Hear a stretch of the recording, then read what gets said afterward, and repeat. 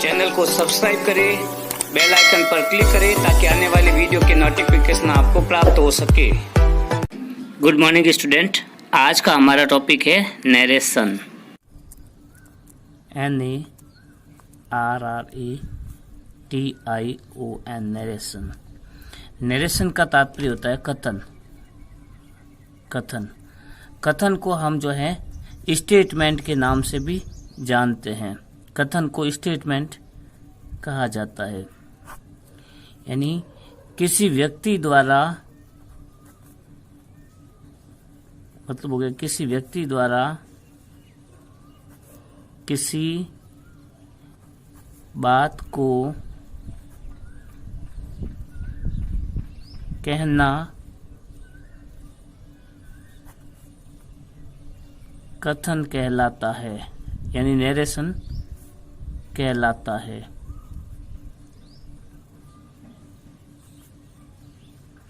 किसी व्यक्ति द्वारा किसी बात को कहना जो है वो कथन की श्रेणी में आता है। जैसे यहाँ पर एक व्यक्ति है राम, ये है व्यक्ति राम। राम ने जो है सुनील से कोई बात की,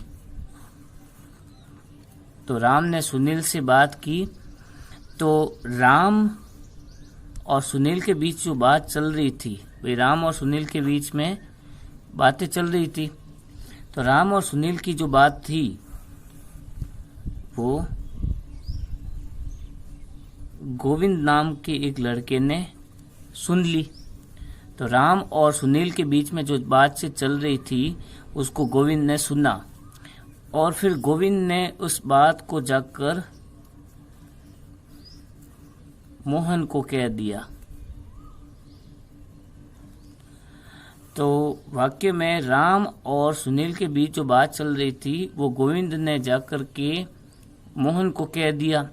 अगर गोविंद ने उस बात को मोहन को जाकर ज्यों का त्यों जैसे बात कही गई थी यदि सेम भाषा में कह दिया तो उसे हम कहते हैं डायरेक्ट नरेशन, यानी प्रत्यक्ष कथन। और यदि अपनी भाषा में चेंज करके कहा तो उसको कहेंगे हम इनडायरेक्ट नरेशन, यानी अप्रत्यक्ष कथन। तो राम और सुनील के बीच जो बात चल रही थी वो गोविंद ने जाकर मोहन से जैसे कहा, यदि बात को सेम जाके कहा तो उससे डायरेक्ट नरेशन। डायरेक्ट नरेशन का मतलब हो गया प्रत्यक्ष कथन। और इनडायरेक्ट नरेशन यानी अपनी भाषा में चेंज करके कहा तो उसका नाम हो गया अप्रत्यक्ष कथन। कथन जो है उसको हम स्टेटमेंट के नाम से जानते हैं। तो अब हम सीखेंगे जो डायरेक्ट नरेशन है, कैसे डायरेक्ट नरेशन को इनडायरेक्ट नरेशन में चेंज किया जाता है। तो अब हम सीखेंगे डायरेक्ट नरेशन का मतलब क्या है। डायरेक्ट नरेशन को प्रत्यक्ष कथन भी कहा जाता है। डायरेक्ट नरेशन का मतलब होता है प्रत्यक्ष कथन। तो प्रत्यक्ष कथन का मतलब है दो व्यक्तियों के बीच जो बातचीत हुई वो तीसरा व्यक्ति जो बात को जैसे का तैसा सुना देता है, ज्यों का त्यों, तो उसे हम प्रत्यक्ष कथन कहते हैं। अब प्रत्यक्ष कथन का वाक्य ऐसे होता है जैसे ही सेड टू मी, इसे हम कहेंगे रिपोर्टिंग वर्ब। इसे कहा जाता है रिपोर्टिंग वर्ब। फिर उसके बाद कॉमा लगा के इन्वर्टेड कॉमा में लिखेंगे आई एम प्लेइंग, और वाक्य में नीचे लिख देता हूँ हॉकी। फिर इन्वर्टेड कॉमा में बंद कर देते हैं। ही सेड टू मी, ये है रिपोर्टिंग वर्ब। और ये जो इन्वर्टेड कॉमा में जो वाक्य बंद है पूरा, आई एम प्लेइंग हॉकी, इसको हम कहेंगे रिपोर्टेड स्पीच। और इसी के आधार पर जो नरेशन है, नरेशन को स्पीच भी कहा जाता है, नरेशन को स्पीच भी कहा जाता है। या फिर नरेशन जो है दो प्रकार के होते हैं ना, डायरेक्ट और इनडायरेक्ट नरेशन, इसलिए स्पीच नरेशन या इसे डायरेक्ट इनडायरेक्ट भी कहा जाता है। तो इसे डायरेक्ट इनडायरेक्ट भी कहते हैं। तो ये वाक्य एक था, ही सेड टू मी, ये रिपोर्टिंग वर्ब है। अब इस रिपोर्टिंग वर्ब में ये जो सेड टू जो शब्द लिखा है, सेड टू से पहले जो लिखा हुआ ये ही, ये है सब्जेक्ट, और सेड टू के बाद जो लिखा है ये हो गया ऑब्जेक्ट रिपोर्टिंग वर्ब का। हम क्या करेंगे कि एक तो सेड टू में से परिवर्तन करेंगे। सबसे पहला परिवर्तन होगा सेड टू में। दूसरा, ये जो इन्वर्टेड कॉमा लगे हुए हैं, ये इन्वर्टेड कॉमा को हम हटाएंगे, तो दूसरा परिवर्तन यहाँ करेंगे। तीसरा परिवर्तन जो सर्वनाम है, I me my, we us our, you your, he him his, she her her, it its और दे देम देयर, यहाँ पे चेंज होगा। चौथा परिवर्तन होगा टेंस में। टेंस में परिवर्तन करना हम सीखेंगे। और ये हॉकी के बाद में मान लो जैसे ऐसे कुछ शब्द आ जाते हैं, जैसे हॉकी के बाद में टुडे शब्द आ गया, इन्वर्टेड कॉमा के बाद, यहाँ इन्वर्टेड कॉमा बाद में लगा देते हैं। जैसे मान लो टुडे आ गया, तो ये टुडे ऐसे शब्द आएंगे जो चेंज होंगे। ऐसे 5 नियम जो हैं वो लागू होंगे। सबसे पहले सेड टू में परिवर्तन होगा, और उसके बाद में कनेक्टिव लगेगा।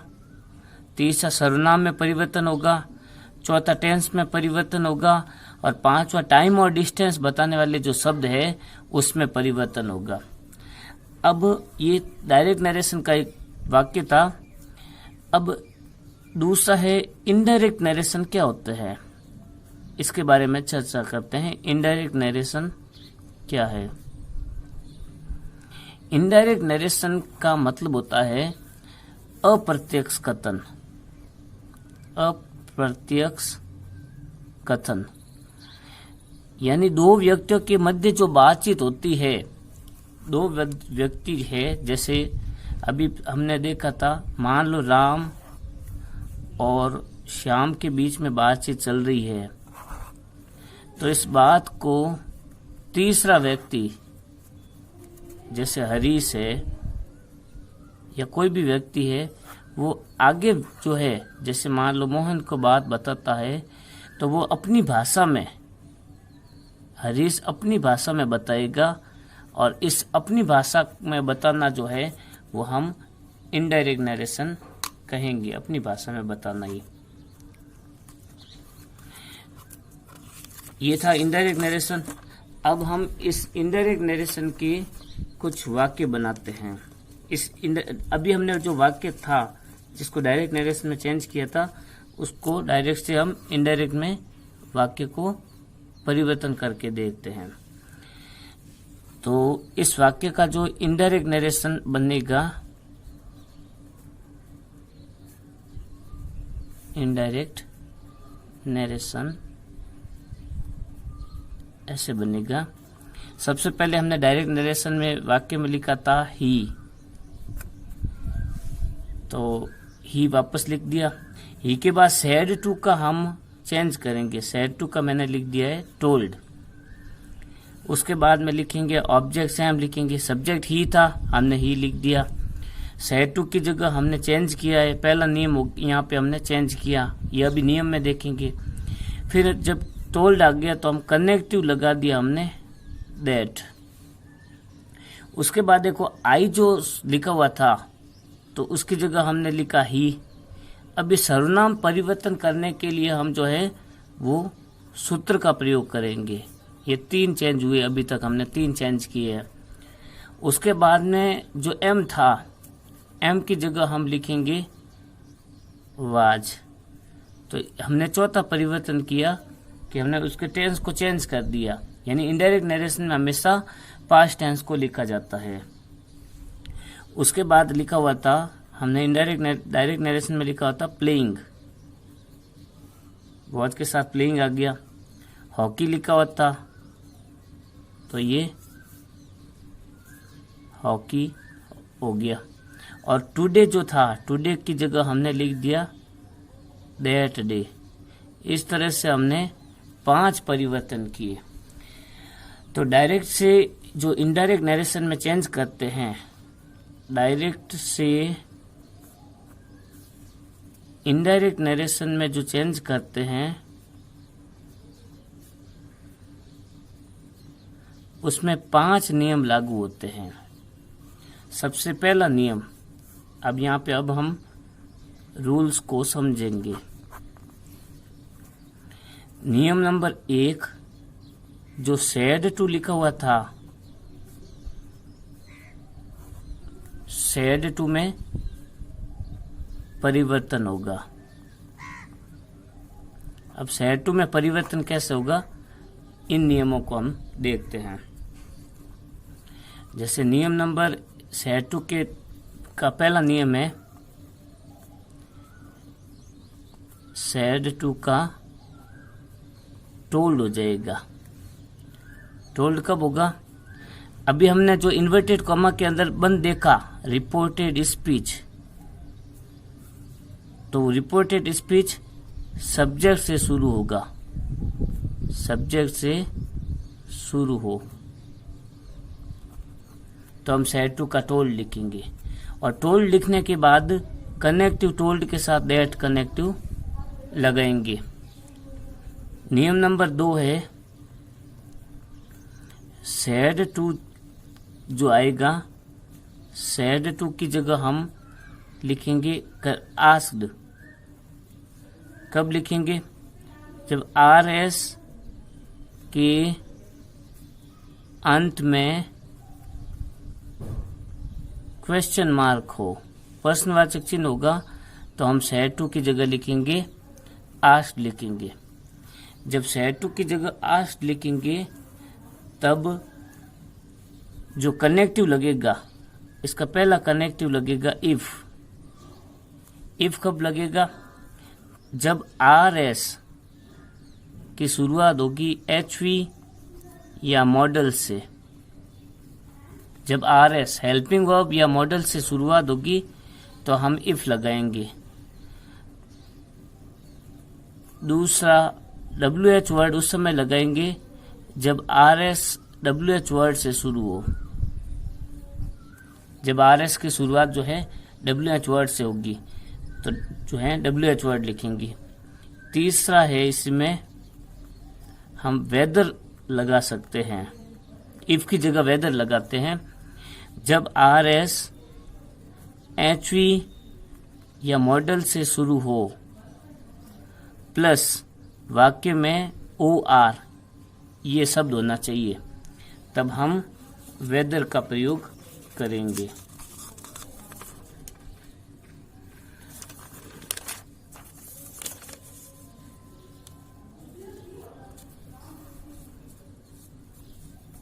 उसके बाद देखते हैं सैड टू का नेक्स्ट नियम।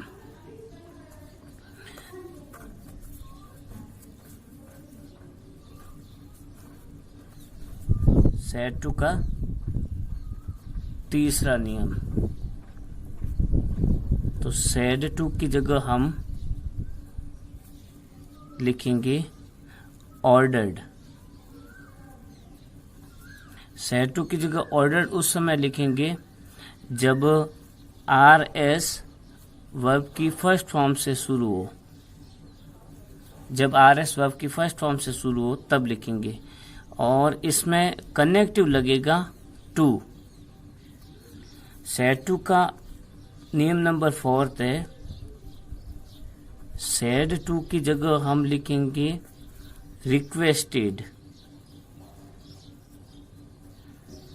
सैड टू की जगह लिखेंगे रिक्वेस्टेड जब RS की शुरुआत या तो हो प्लीज से और या फिर हो काइंडली से।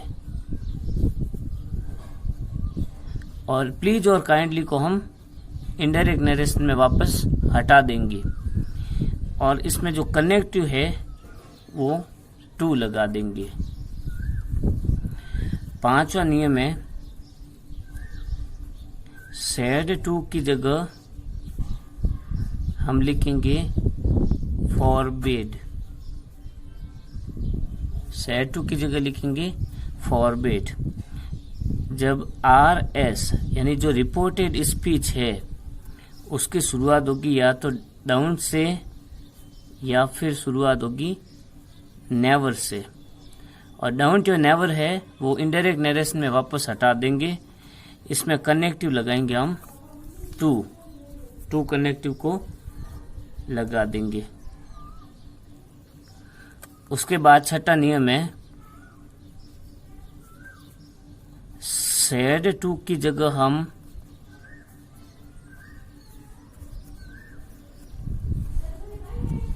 रिक्वेस्टेड लगाएंगे।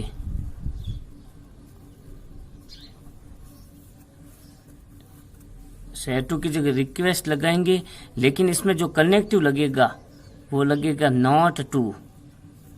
अब नॉट टू कब लगेगा कनेक्टिव? ये वाक्य जो है या तो प्लीज से शुरू हो या फिर काइंडली से शुरू हो। प्लीज या काइंडली से शुरू हो, प्लस साथ में डोंट या नेवर आना चाहिए। जैसे प्लीज या डोंट आ सकता है, या काइंडली डोंट आ सकता है, या प्लीज या नेवर, या प्लीज या नेवर, या काइंडली या नेवर। इन दोनों में से दो शब्द, एक एक शब्द आ सकते हैं, तब हम कनेक्टिव लगाएंगे नॉट टू। अगला नियम है सैड टू की जगह हम लिखेंगे ब्लेस्ड, यानी आशीर्वाद दिया। ये उस समय लिखेंगे जब वाक्य जो रिपोर्टेड स्पीच का वाक्य है में से शुरू हो तथा अंत में विस्मयादिबोधक चिन्ह हो। अब जब भी विस्मयादिबोधक चिन्ह आएगा तो हम कनेक्टिव लगाएंगे दैट, मतलब ये चिन्ह आने पर, विस्मयादिबोधक चिन्ह आने पर हम कनेक्टिव हमेशा दैट लगाएंगे।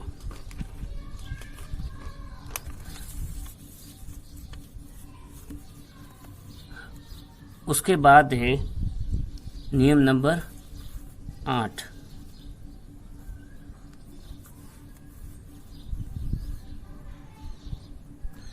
नियम नंबर 8 है सैड टू की जगह अगर आशीर्वाद का भाव है तो लगाएंगे ब्लेस्ड, और श्राप का भाव है तो हम लगाएंगे कष्ट। कष्ट उस समय लगाएंगे जब में लिखा हुआ है प्लस अंत में विस्मयादिबोधक चिन्ह हो, लेकिन इसमें भाव कैसा आएगा? श्राप का भाव आएगा। कनेक्टिव लगाएंगे हम दैट। सैड टू के जो है नेक्स्ट नियम है सैड टू की जगह हम लिखेंगे एक्सक्लेम्ड, EXCLAIMED, एक्सक्लेम्ड यानी आश्चर्य किया। सैड टू की जगह एक्सक्लेम्ड लिखेंगे। कब लिखेंगे? जब रिपोर्टेड स्पीच जो है वो या तो शुरू हो वॉट ए से, ए की जगह एन भी आ सकता है कभी कभी, या हाउ से शुरू हो, प्लस अंत में विस्मयादिबोधक चिन्ह होना चाहिए। जब रिपोर्टेड स्पीच वॉट ए या वॉट एन या हाउ और अंत में विस्मयादिबोधक चिन्ह हो, इसमें कनेक्टिव जो है दैट लगेगा। जैसे ही विस्मयादिबोधक चिन्ह आएगा तो हमेशा कनेक्टिव दैट लगेगा। नियम नंबर 10 है सैड टू की जगह हम लिखेंगे एक्सक्लेम्ड, लेकिन इसमें कनेक्टिव लगाएंगे विद जॉय दैट। कब लगाएंगे? जब रिपोर्टेड स्पीच जो है वो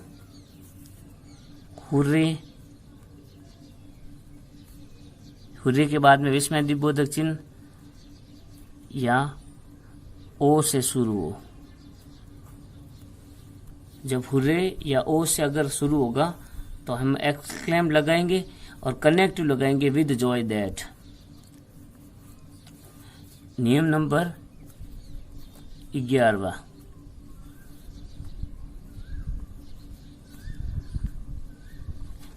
हम सैड टू की जगह लिखेंगे एक्सक्लेम्ड।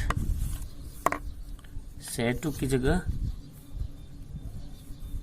लिखेंगे एक्सक्लेम्ड,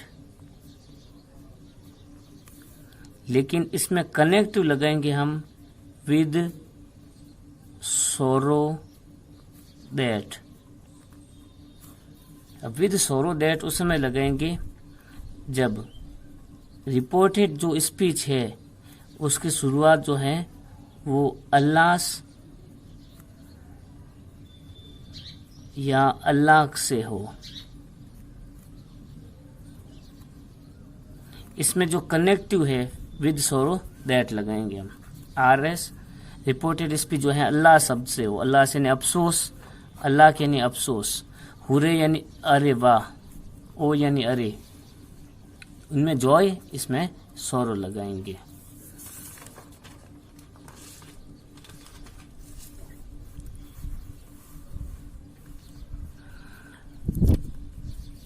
उसके बाद है सैड टू की जगह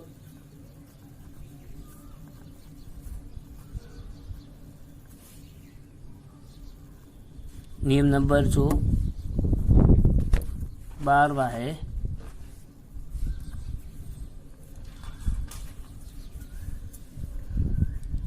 सैड टू की जगह हम लगाएंगे अप्लाउडेड। एप्लाउडेड यानी शाबाशी दी।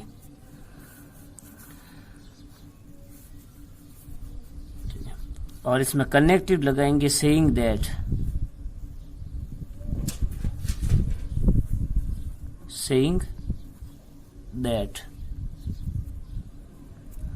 ये कब लगाएंगे? जब रिपोर्टेड स्पीच जो है उसकी शुरुआत में या तो ब्रेवो शब्द हो, ब्रेवो यानी शाबाश, या ब्रेवो का जो सिनोनिम्स है वेल डन यानी शाबाश, ये शब्द हो तो हम एप्लाउडेड लगाएंगे। नियम नंबर 13, सैड टू का हो जाएगा सजेस्टेड। सजेस्टेड यानी होता है सुझाव दिया। सैड टू का हो जाएगा सजेस्टेड जब RS यानी रिपोर्टेड स्पीच जो है लेट से शुरू हो। जब रिपोर्टेड स्पीच लेट से शुरू होगा तो हम सजेस्टेड कर देंगे सैड टू का। इसमें कनेक्टिव जो है टू लगाएंगे, पर लेट शब्द को हम हटाएंगे नहीं, लेट शब्द को रखेंगे। नियम नंबर 14 है सैड टू का हो जाएगा, सैड टू का सजेस्टेड उस समय होगा जब RS लेट से शुरू हो। इसमें लेट को हटाएंगे नहीं, लेकिन यदि सैड टू का जो है हो जाएगा प्रपोज्ड। प्रपोज यानी प्रस्ताव रखा। जब लेट के साथ में अस आ जाए, लेट अस से शुरू होगा। रिपोर्टेड स्पीच का वाक्य जब लेट अस से शुरू होगा तो हम प्रपोज्ड लिखेंगे। और इसमें कनेक्टिव जो है वो दैट का प्रयोग करेंगे। अब देखते हैं प्रोनाउन में चेंज संबंधी नियम। प्रोनाउन चेंज, सर्वनाम कैसे चेंज होंगे? सर्वनाम चेंज करने के लिए हम लगाएंगे सूत्र SON, सन अपॉन 1 2 3, सन बटा 123। इस सूत्र का प्रयोग हम करेंगे सर्वनाम को बदलने के लिए। अब यहाँ पर जो शब्द लिखा हुआ है SON, इसमें S का मतलब होगा सब्जेक्ट, O का मतलब होगा ऑब्जेक्ट और N का मतलब होगा नो चेंज, यानी कोई परिवर्तन नहीं करना है। अब ये सब्जेक्ट होगा कौन सा? ये सब्जेक्ट होगा सैड टू से जो पहले लिखा होगा, सैड टू से पहले लिखा होगा सब्जेक्ट, और ऑब्जेक्ट होगा वो लिखा होगा सैड टू के बाद में। तो सैड टू से पहले सब्जेक्ट होगा और सैड टू के बाद ऑब्जेक्ट होगा। अब हम चेक करेंगे इसको फर्स्ट पर्सन से। जैसे फर्स्ट पर्सन कौन कौन से होते हैं? फर्स्ट पर्सन सिंगुलर, आई, मी, माई और माई सेल्फ। जब ये आएंगे तो ये चेंज हो जाएंगे, ये सेम नहीं रहेंगे। इन शब्दों को हमें रिपोर्टेड स्पीच में सेम नहीं लिखना है। तो ये फर्स्ट पर्सन जो है वो सब्जेक्ट के अनुसार चेंज होंगे, फर्स्ट पर्सन सब्जेक्ट के अनुसार चेंज होंगे। सेकंड पर्सन जो होते हैं यू, योर और योर सेल्फ, ये जो सेकंड पर्सन है इसको हम ऑब्जेक्ट के अनुसार चेंज करेंगे। और थर्ड पर्सन है, थर्ड पर्सन होते हैं ही, हिम, हिज और हिमसेल्फ, ही, हिम, हिज, हिमसेल्फ। और थर्ड पर्सन होते हैं सी, हर, हर सेल्फ और इट,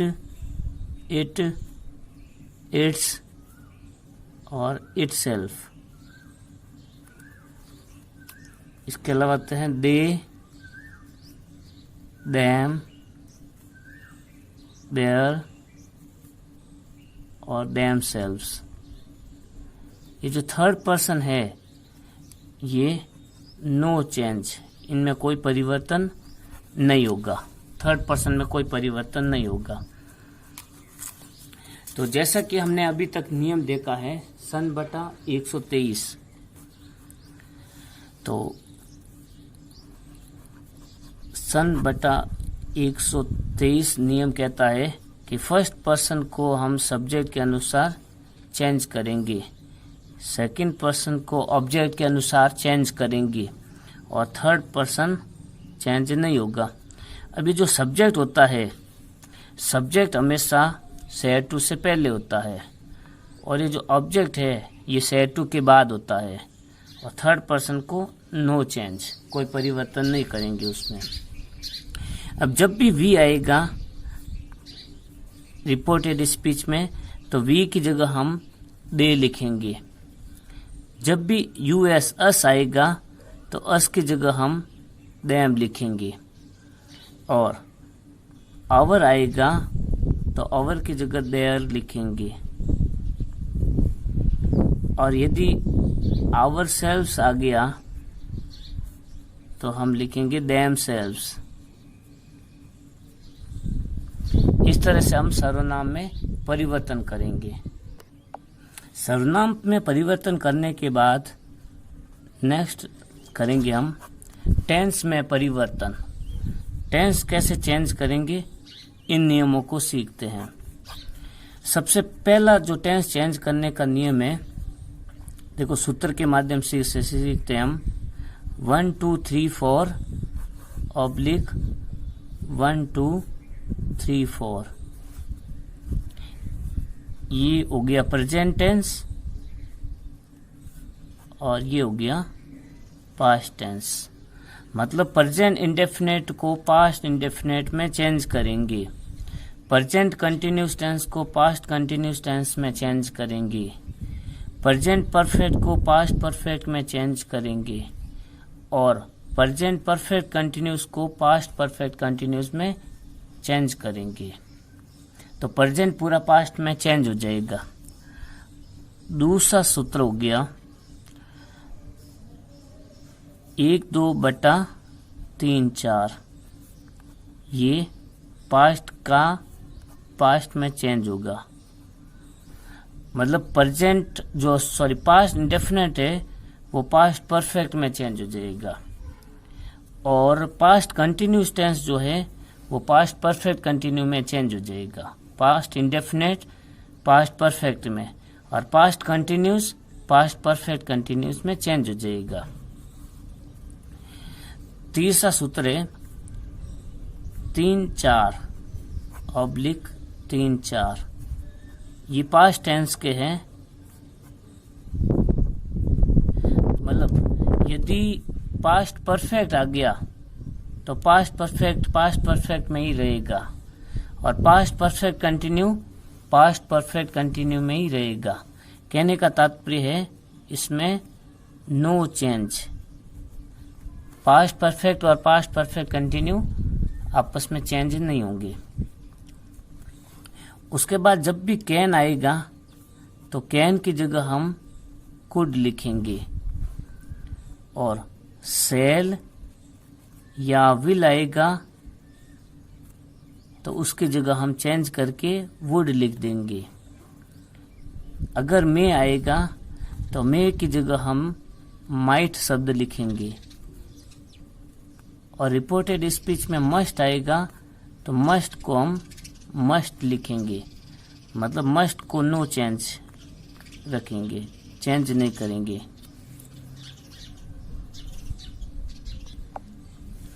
अगला नियम है जो टाइम और डिस्टेंस है।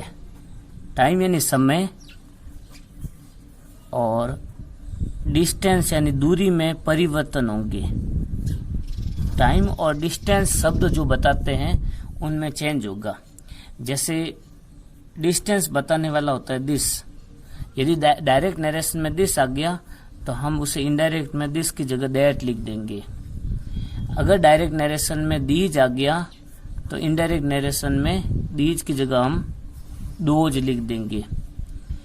अगर डायरेक्ट नरेशन में हियर आ गया तो इनडायरेक्ट नरेशन में देयर लिख देंगे।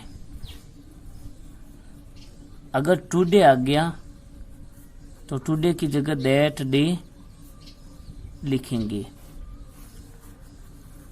उसके बाद यदि यस्टरडे आ गया तो यस्टरडे की जगह लिखेंगे the previous day, the previous day. अगर डायरेक्ट नरेशन में टुमारो शब्द आ गया तो लिखेंगे द फॉलोइंग डे। यदि डायरेक्ट नरेशन में नाउ आ जाता है तो लिखेंगे देन, और यदि जस्ट आ जाता है तो भी हम जस्ट की जगह लिखेंगे देन। यदि डायरेक्ट नरेशन में जस्ट नाउ लिखा होता है तो हम लिखेंगे जस्ट देन। डायरेक्ट नरेशन में कम आता है तो कम की जगह लिखेंगे गो। अगर डायरेक्ट नरेशन में एगो आता है तो एगो की जगह हम लिखेंगे बिफोर। डायरेक्ट नरेशन में टुनाइट आता है तो हम लिखेंगे दैट नाइट।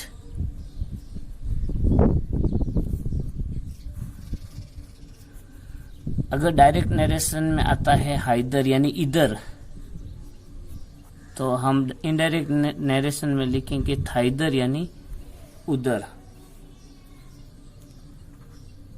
इस तरह से हम डायरेक्ट नरेशन में चेंज करेंगे। नरेशन के अगले पार्ट में हम डायरेक्ट से इनडायरेक्ट के वाक्य बनाना सीखेंगे।